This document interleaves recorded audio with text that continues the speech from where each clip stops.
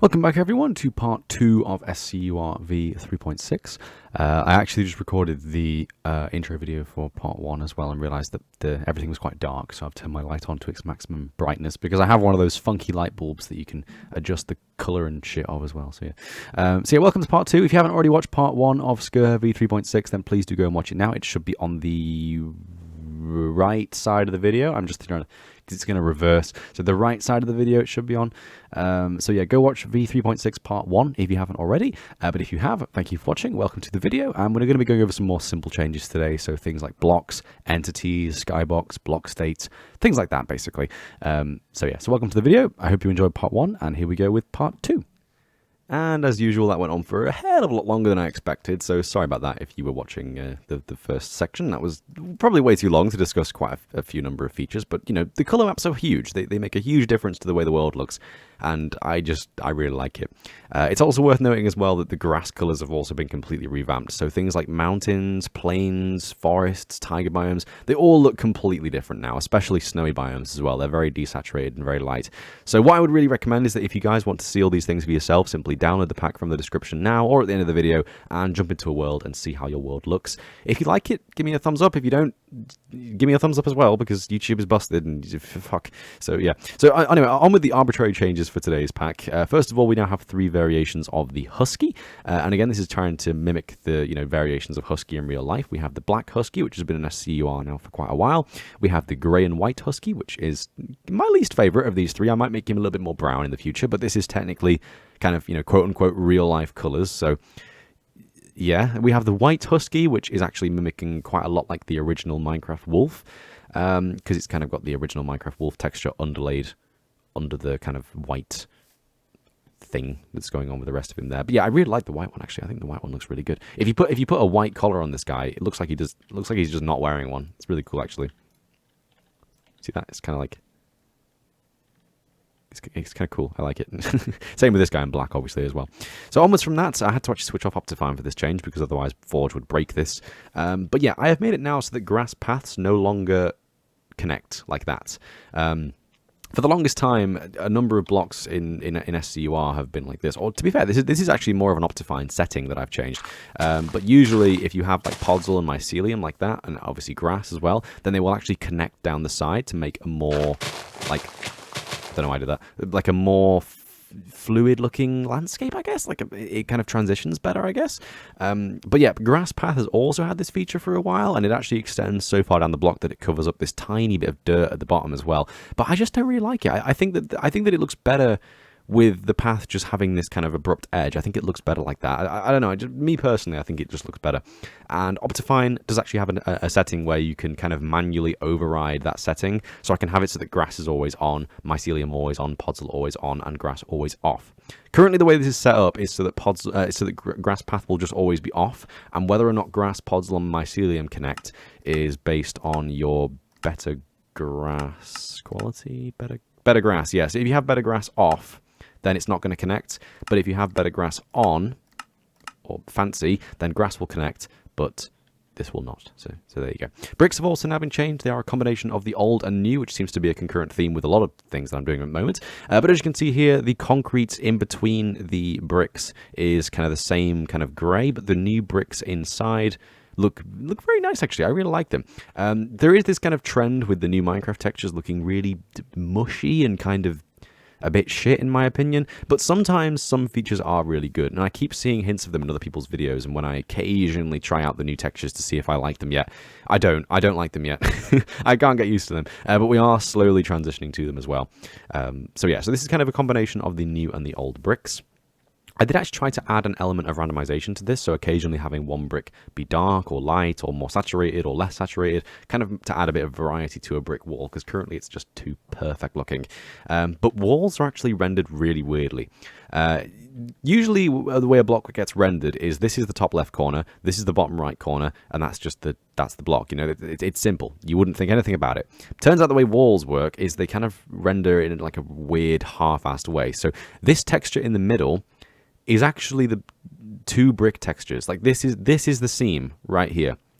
This is the seam, this is the right-hand side of the brick texture, and this is the left-hand side of the brick texture. I don't know why it does that, but it does. So at some point in the future, I am going to try and attempt to fix that myself, but for now, walls are a bit of a pain in the arse, so I'm going to leave those guys for now.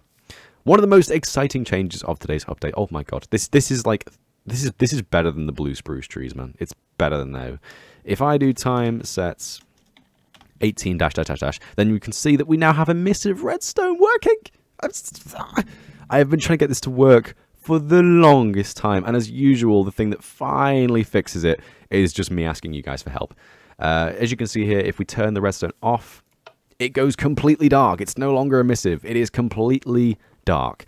This block states model is an absolute nightmare, but my buddy Tomb has finally figured out how to do it. He actually did it quite a while ago now. I just haven't gotten around to filming SCUR in a while. But yeah, emissive redstone, it works perfectly and now matches up with the comparators and the repeaters and the torches and the block. So redstone being emissive is now finally 100% working. That is so good. And kind of to further on from this little technique as well, I've actually changed the way that observers work. Usually with observers, if you have a long chain of observers, you won't actually be able to see which one's been activated, because the only thing that gives you any indication of it being activated is this kind of back piece at the end of the wall. I actually just pointed at my screen. I don't know why I did that. No one can see that. I'm very weird. So yeah, this back piece of the observer is the only thing giving you any indication that an observer is firing. But by doing this, by making a custom block states file where we have this custom texture on the side, which indicates when an observer is firing, it means that we can, of course, do things like this. Like, just imagine, right, if this wasn't on the side right now, the only thing you would see is this. The only thing you would see the entire time. But instead, by having this custom texture go around the edge of the observers, you can actually see exactly where they're up to. So observers are commonly used in quite long chains like this, where you will just have one going back and back and back and back and back to trigger some redstone, and you can't see what's going on because the only thing that shows when the block is being triggered is hidden. You know, like in between the blocks. So by having this side texture trigger and having it also be emissive, which is lovely, by the way, emissive redstone is beautiful.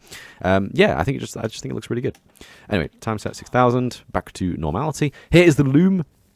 Yes, I know. I know, I love this. I love this so much. And ruined. There you go. It doesn't make any sense anymore. So the loom is really annoying in that I have designed a really, really nice 3D model for this. I have wanted to design a 3D model for the loom for ages because I think the loom is one of those blocks that could really benefit from a 3D model. But Minecraft is currently a bit shit. There isn't really a way of avoiding this issue of blocks that are now, you know, transparent due to a model have their lighting broken whenever there's a block directly adjacent to them. It doesn't matter what block it is. It can be dirt. It can be a loom. I think even... No, that won't do anything because an anvil's transparent. But it can be any block next to them, and the lighting inside this will just be completely ruined instantly. And I hate that. I'm including the loom in version 3.6 for now, so if you guys have a loom in your world, which I hope you do, because looms are very cool. Banners are cool, man, aren't they? Banners are cool. Yes. Well, of course you think so. It's your full-time employment. But yeah, so looms now look very cool, but not when they have a block next to them. They look a bit shit. So if I can try and get this working in the future, I'm going to make a lot more block models. But for now, I feel kind of like, because it doesn't really work. So, you know, as you guys know, I am planning to do a lot of changes with the block models, but just going to wait until it works properly or until I find some sort of proper solution. So yeah, we're now hitting 40 minutes. Why am I shit at recording? A new change to name tags is using CIT.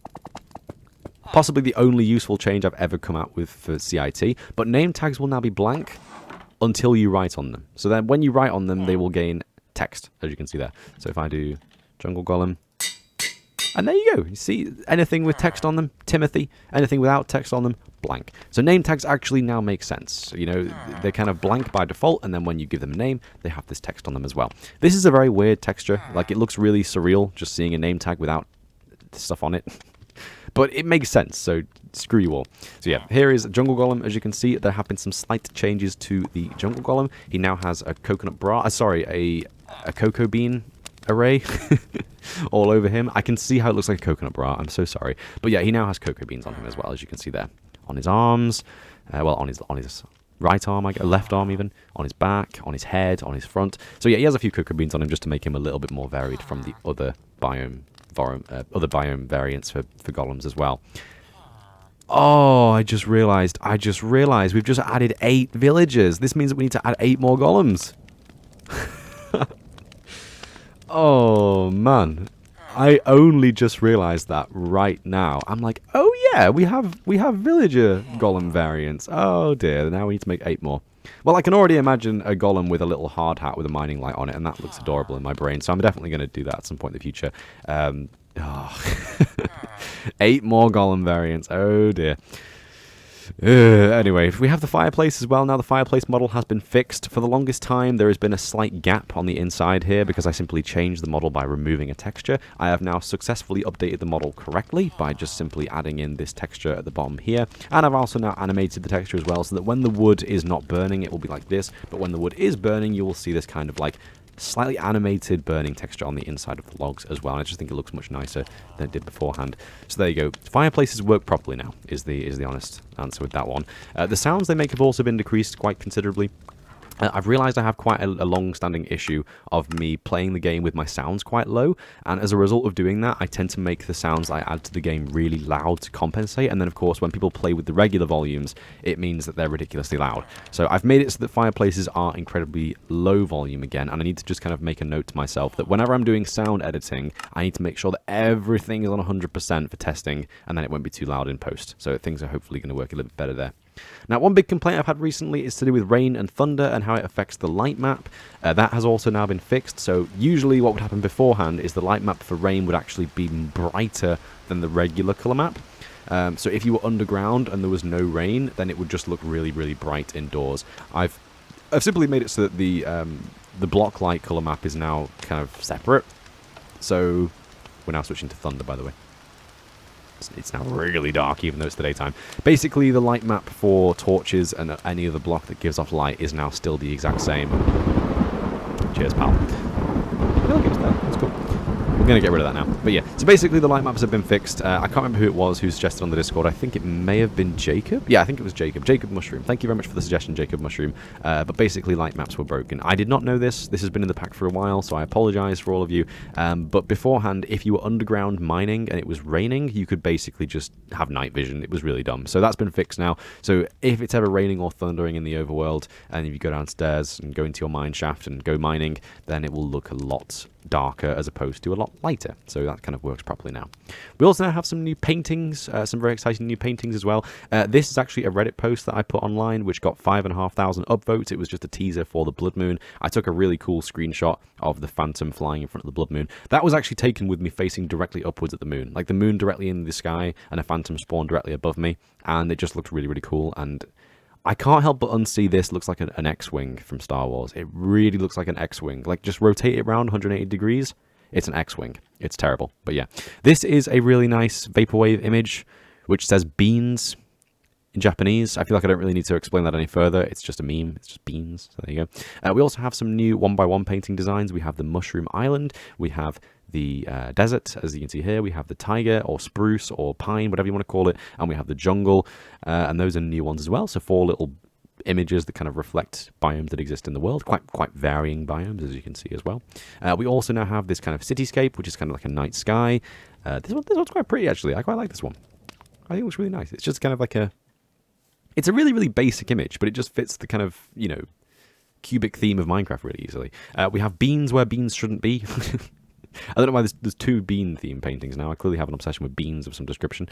This is a custom template I made for the color map for both the vanilla format and the grid format, and they're just kind of overlaid each other, and they look really good as modern art. That pixel is supposed to be missing, by the way. If that annoys you, trust me, it annoys me as well, but it technically is correct. The long lines that you can see over here are the vanilla color map, and the white and purple lines you can see in the background are the Optifine grid format. So basically those have just been overlaid over each other, and I think they actually look really good. On top of that, we also have a hyper-realistic villager. I got the idea of this from seeing, I think it was John Sir's image on Discord. He had this as his profile picture, and I was like, oh my god, that's a really good idea. Just having a really like hyper-realistic picture of a villager, I just think it looks really funny. So, and really creepy. Like villagers are terrifying, man. Weird-ass creatures, but yeah. Other than that, there aren't really any of the changes. No, there's quite a lot of paintings. If you have a suggestion for a painting, please do recommend me one, because, of course, I still have these long paintings here. I still have 3 of the wide paintings, and, of course, all 3 of the big paintings, and just this one 2x2 painting as well. So if you do have any suggestions for any of the want to do 9 remaining paintings, then please do leave a comment or join the Discord or anything, and I maybe will add your design to the game. So there you go. We also now have a completely new texture for the enchanting table. This is one of the final changes. Don't worry, we're almost done. You can almost leave, but not until I say so. So this is the enchanting table. I think it looks really, really nice. If I get myself some obsidian and a diamond block, you can see where my logic has come from this one. And if I get some red wool as well. So it looks to me like the main things that this block is made out of are obsidian, diamond, and red wool. If I get myself some obsidian, some diamond, and some red wool, you can see that obsidian lines up perfectly. It actually lines up perfectly when it's built on top of it like that as well. The diamond now matches the diamond plating on the corners of the block. And of course, the red wool matches the kind of velvety thing that's kind of on top of the enchanting table as well. And I know it's really obvious, I've been ignoring it, but yeah, the book is now animated, and I think it looks really, really cool. It's like, this is entirely inspired from Tom Riddle's diary from Harry Potter, and I think it looks really good. It just uses a really, really simple feature called anim in Optifine, where you can just animate virtually anything, whether it be an entity or a painting or whatever else. You can animate virtually anything in the game now. And yeah, I think it looks really cool. Like, you can see that the letters sort of fade in, similar to how they would work with Tom Riddle's diary. But then when they fade out, they quickly go to blue before fading out. And in my brain, that's kind of like where the lapis is going. Like the lapis is being absorbed into the book, like the ink in Harry Potter. You know, I think it looks really good. Now, each one of these 6, you can see that it's split into 6 lines. They're all on varying animation times. So eventually, if you watch this thing for long enough, you would actually see all 6 lines come on at the same time. It would take ages and it would be completely random, but eventually you would see all 6 lines come on at the same time, because they're all on a very slightly different timer, and they're all slightly different length as well. Like, some of them are 4 wide and some of them are 3 wide, as you can see there. I just think it looks fab. If we actually take an item as well, you can see that this works in the inventory. So if I get myself pickaxe, you can see that it's animated in the exact same way in the inventory, and in fact I think it actually looks better in the inventory as well. Like, look at that. I just think it looks great. Like, man, custom animations are so cool. They're really, really cool. Now, yeah, here's how it looks with kind of like bookshelves. I love the idea of the little glyphs flying into the book. And then as they're flying in, the words getting written on. I think it looks so cool. Like, obviously that's not what's happening, but it just, in my brain, the glyphs are flying into the book and then just kind of like soaking into the pages. I think it looks really cool. See, we got 4 lines at once there. That was quite a lot. You will very commonly see 2 lines at once, but never like 3 or 4. That was really rare, actually. Yeah, you see we've got 1 forming right now, and as that one's fading out, we'll see another one. Oh, we've got 2 at once. And now we've got a 3rd one forming and a 4th one, and that's just 2 again. 3 for a brief second there. It's really cool. Just I could honestly just watch this for ages. I just love the animation. Now, unfortunately, this does also work with the lectern. This is one thing I really, really dislike about Mojang cutting corners with textures. But the entity for the book that comes on a lectern is the same entity as what comes on an enchanting table. Now, I have recently found out that it's possible to change this with random. I think it's Optifine's custom entity models, basically, also known as chem. You can change this. It's a nightmare to change, though, so I've not bothered doing it yet. Trust me, if I wanted to change this one feature, I imagine SCUR wouldn't be being released for another, like, 2 or 3 days. And, you know, I have college, man, so I've got things to do. But yeah, I can change this, but it's going to take a while. So at some point in the future, the lectern will be fixed. But for now, the downside of having this wonderful animation is that, unfortunately, the lectern has the same animation. So yeah, again, at some point in the future, this will be fixed. But for now, it just is a bit strange. So yeah, that's kind of it. Anyway, before we do go, there is one thing I wanted to show you. You may have already noticed in this episode that the sun is in a very weird position. Usually the sun will kind of rise over there and then move over the sky and set over there. However, the sun currently moves across the sky in a kind of arc like that, more closely resembling what it would do in real life. So if I do time set 23,700. There we go. So you're going to see the sun rising. Obviously, this looks much better from the ground because it looks better. But yeah, you can see the sun rising from the horizon. If we advance time just a bit, it's going to kind of rise a bit more and kind of go diagonally to the side like that. And again, diagonally to the side, diagonally to the side. I'm just going to do 2,000. It's going to go across the sky even further, even further, even further. And if I do time set 12,000, you can see the sun starting to go down already. And again, so it moves from one side of the sky and kind of arcs across the sky like that. And this is actually using a skybox. So this is currently one of 2 layers that are existing on the skybox. I have said to you guys for the longest time that I've been wanting to make some big changes to the skybox. Unfortunately, it is a huge job, potentially even more massive than doing the color map changes. So I imagine the skybox will now be a feature in SCUR v3.7. But you know, I wanted to get these color map features out to you guys. This version of SCUR already has more than enough features to justify releasing a patch. So yeah, as we increase the time by a little bit more as well, you can see that something else will start to appear in the sky. The very beautiful Milky Way forming over there.